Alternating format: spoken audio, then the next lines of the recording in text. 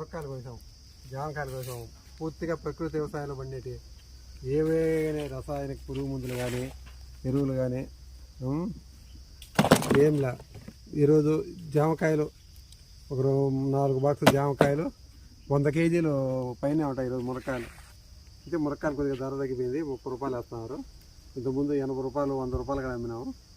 పూర్తిగా ప్రకృతి వ్యవసాయం పండినాయి.